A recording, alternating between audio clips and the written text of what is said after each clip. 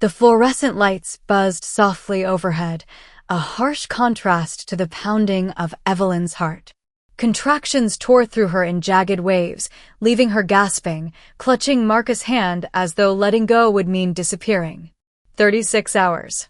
36 hours of relentless labor, of screaming, of begging her body to cooperate, and now the final push loomed. Almost there, Evelyn.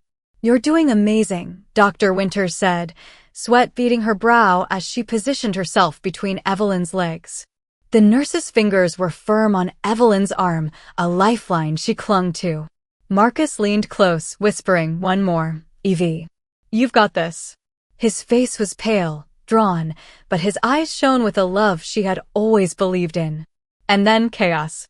The delivery room door burst open with a force that rattled the walls. Evelyn's vision blurred with pain, sweat, and disbelief as Judith, her mother-in-law, stormed in. Designer heels clicked violently against the tile, her silver hair disheveled, mascara streaked. "Where is he?" "That baby belongs to my daughter." Shock froze Marcus mid-step. Evelyn's mind screamed at him to act, but he stood paralyzed, and in that moment, everything became surreal. Judith lunged forward, hands outstretched. The nurse intercepted, but in the struggle, Evelyn's baby, her son, slipped from the doctor's hands. Time slowed.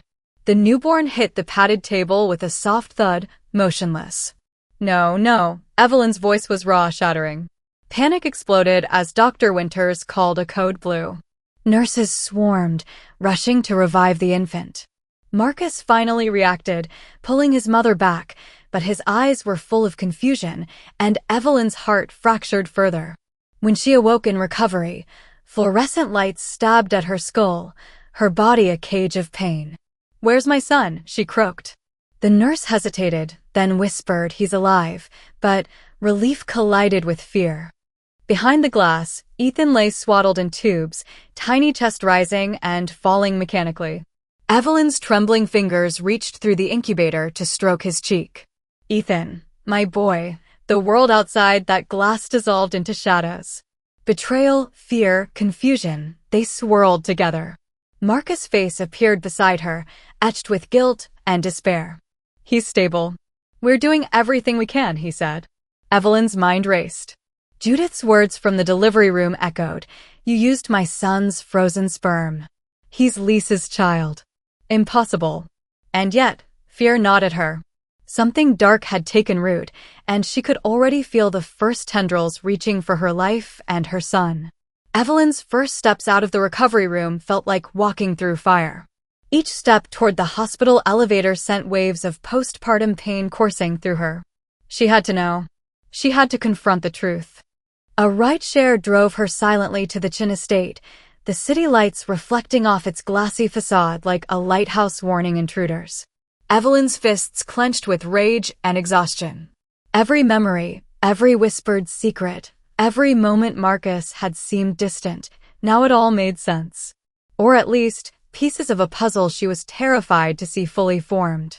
Inside, Wei, the housekeeper, hesitated at the door. Evelyn didn't pause. She barged past, head spinning, every muscle screaming.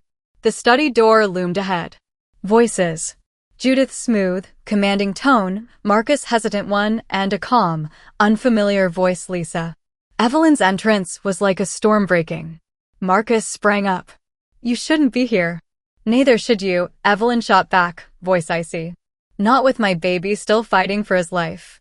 Judith smirked, calm and terrifying. "You've been so naive, Evelyn. You carry what was always meant to be ours." Shock. Disbelief. Betrayal. Evelyn's knees felt weak, but fury lent her strength. The room unraveled with confessions. Marcus' frozen sperm, the unauthorized procedure, Lisa's fleeting involvement, Judith's manipulations, all the threads of betrayal came together in a web around her. Evelyn felt her heart splinter with each revelation. She had been violated, manipulated, deceived, but Ethan was alive. And he was hers. Somehow, against every terrifying twist, her love for him anchored her. Judith leaned back, triumphant, as Evelyn's world shook. Marcus hesitated, torn between loyalty to his mother and the life he'd vowed to protect. "I didn't mean for this to happen," Marcus whispered. "You stood there," Evelyn hissed, "while she tried to kill our baby." Rage gave her voice wings. Lisa spoke softly. "Ethan is biologically yours, sort of." Her words struck like shards of glass. Evelyn's stomach dropped. The truth, the cold, unyielding facts, hit her. A conspiracy, betrayal by everyone she trusted, even the man she loved. But in that moment, clarity came. The baby's life, her choices, her future, everything depended on courage, not despair. Evelyn's fury became a weapon. Judith's threats, Lisa's passive claims, Marcus' guilt, none could stand against her will. She made her first decision. She would fight. Not for revenge, not for wealth, not for pride, for Ethan. Evelyn returned to the hospital, fortified. Legal counsel secured. Marcus beside her, finally fully present. They plotted, quietly, deliberately. Judith underestimated her. Lisa had a hidden agenda. The doctors were corrupt. Every move was calculated, and Evelyn countered. Each visit to Ethan in the NICU became a strategy session. Each phone call a chess move. Emotionally, Evelyn transformed. Vulnerability hardened into determination. Fear became fuel. Every heartbeat reminded her, this wasn't just about justice. It was about survival, motherhood, and reclaiming agency. The courtroom was electric. The air heavy with anticipation. Every accusation, every testimony, every shred of evidence hammered at the defendant's facade. Judith's smirk faltered. Lisa's composure cracked.